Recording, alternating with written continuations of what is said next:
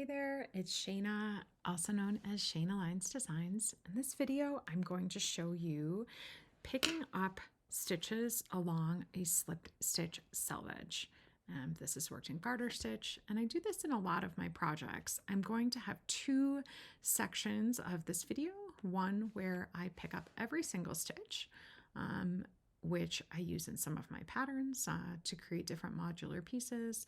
And then on the second one, I'm going to specifically show just picking up stitches in between these locking stitch markers. In my garter stitch patterns where I have you pick up and join and go in the other direction, the reason why it works is because of the relationship of stitches to rows in garter stitch.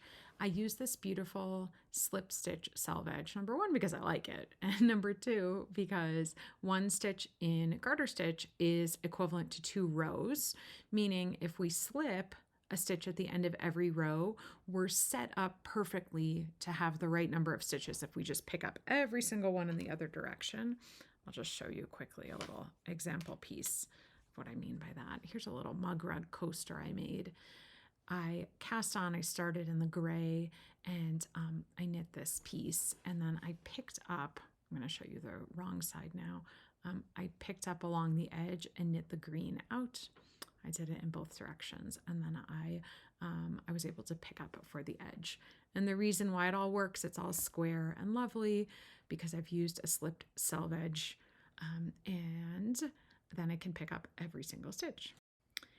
In the example I have here, I have alternated colors, changing my color at the start of every right side row.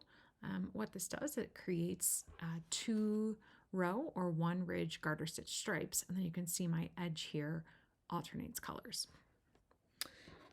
This is a neat way to see if you're picking up every single stitch, especially if you use contrasting colors, because every other picked up stitch will be the alternate color.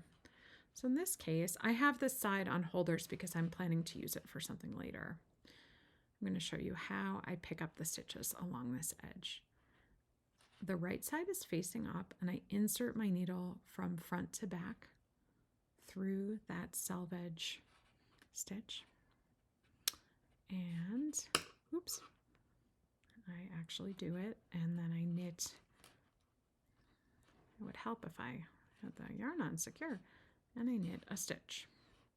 My next one will be my light color, and so I insert my needle from front to back. I'm grabbing both edges of that little V,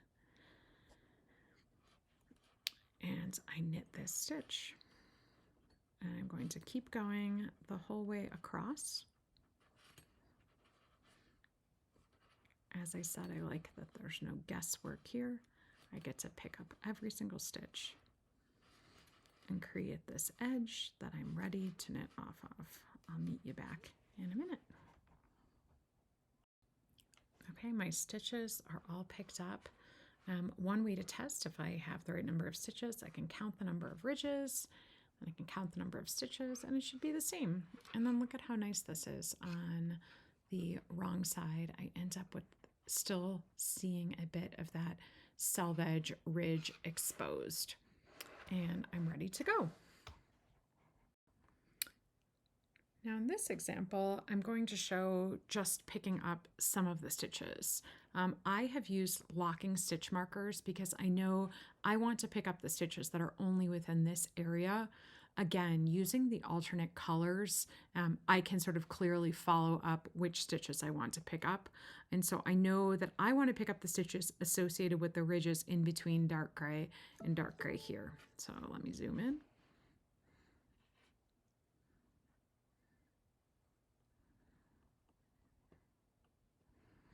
So I'm going to start right here at this dark gray ridge and simply go in and pick up my stitches that are in between my markers right here.